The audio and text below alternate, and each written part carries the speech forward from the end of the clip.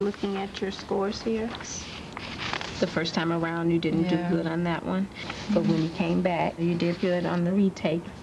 Ngozie's health is not her only worry. She is still struggling in her nurse's assistant class. She studies hard.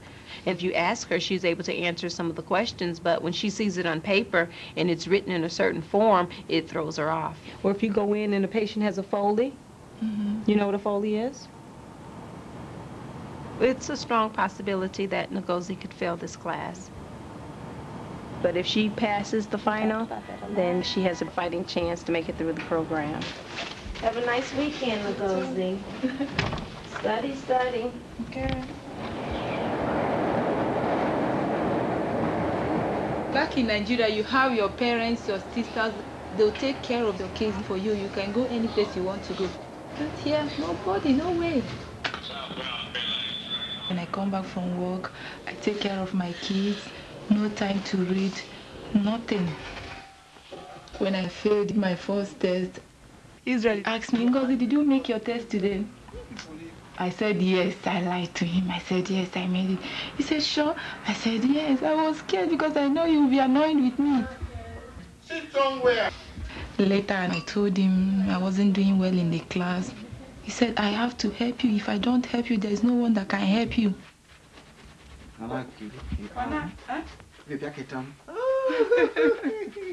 By coming to America, we rely on each other for everything. It has brought us closer to each other than any other time in our lifetime. Strengthened us as a family. Strengthened us as a couple. He took some of the responsibilities from me, like taking care of the kids.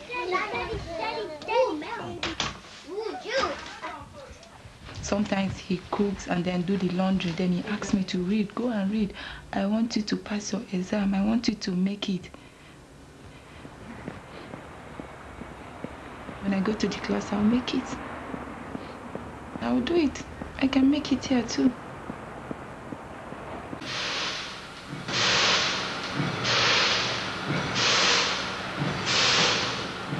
It's a simple job. 7 months after his arrival in Chicago, Israel lands a new job at a metal stamping factory. Each operator, when they're working on a particular work center, they try and produce at this level. 324 pieces an hour.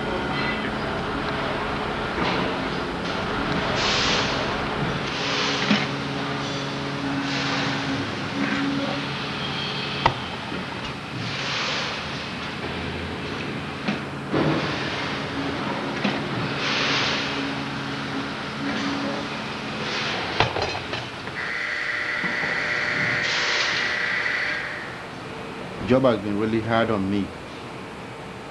Hey, Chris, that's all you eat? I can't believe this when the guy told me that's an order of macaroni and cheese. Is he from Ethiopia or something? That's because of it. It's not easy interacting socially with the people I work with.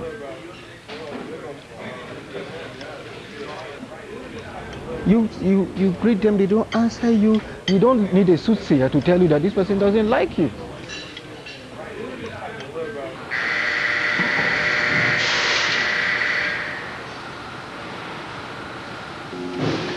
One of Israel's co-workers at the factory is Huy, a refugee from Vietnam. He often gives Israel a ride home from work. He's a very careful driver. We observed all the traffic regulations. 4 police squad cars came with their light flashing and surrounded us. These guys treating us like criminals. The police officer was insulting us, using all sort of foul languages. Fuck you, get up, a police officer. I was amazed. I was so mad. I said, the reason you have done this to us is that you find out we are immigrants. And just because you are probably a racist, you've decided to come against us. He said he was going to beat me up and throw me into the cell. And you can't believe it, a police officer in America. Israel travels all the way to the south side of Chicago for his second attempt at getting a driver's license. He felt discriminated against at a north side facility near his home. And I waited in the car for an instructor to take me out for the test. But these people would just look at me and walk away to the people on the line who were not black. How are you, sir? I'm fine. My friend Charles got out of the car and shouted on them, quarreled with them. You are doing the road exam today, correct? Yeah. You pray for me, I'll be okay. Excuse me? You just pray for me and I'll be okay. You're going to be okay.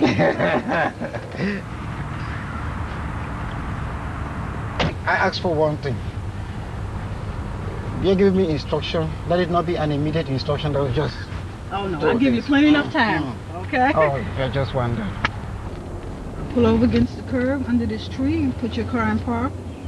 You park uphill. Okay. I need you to tell me which way you turn your wheels if you park uphill. Well, I'm parking uphill. I will always turn my wheels towards the curb.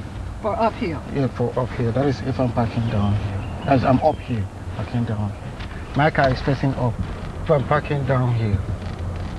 Okay. You did fine. You did pass.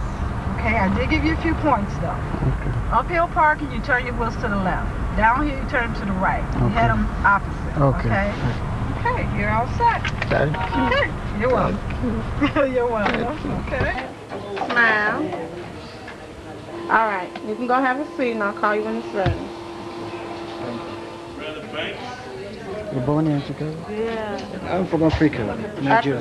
Yes. Nigeria. Yes. Oh, you just moved down here? Yeah, I moved in last year. Oh, so how you like it? Well, it's exciting being here. Oh, but, okay. It's not strange. It's not strange? No, it's not anything like your hometown. All the same, it's just like the normal stuff we have out there. Really? Yes. You have the high-rise buildings and all that? Everything out there, yes. You know, we think of Africa as a small village. Exactly. With the huts and that, It's you know? like some people think that we live on trees. It's not true. Well, I wouldn't go that far. People were so friendly. I even forgot that I came there for a driver's test. We have something in common with black Americans because of the color of our skin, that we have to be one.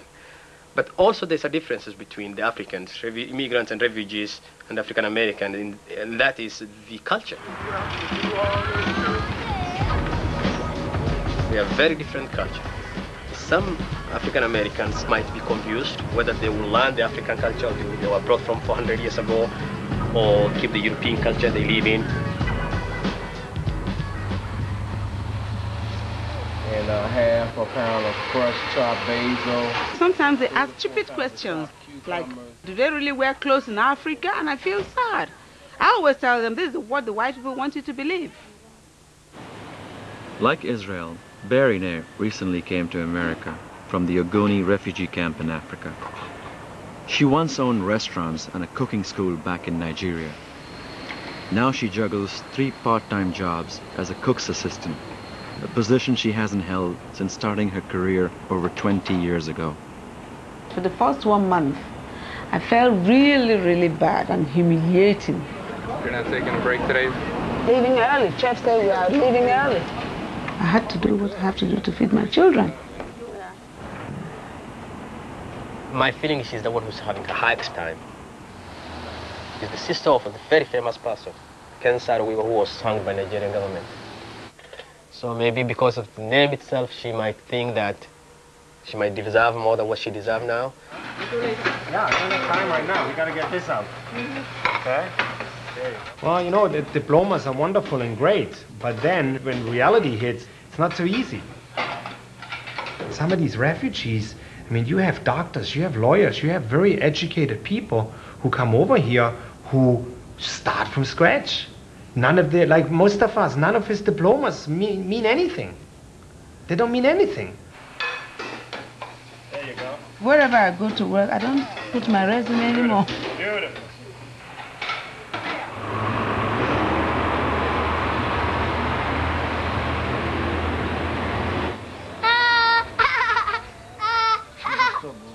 Israel and his family spend their first Thanksgiving in America with Berine's family.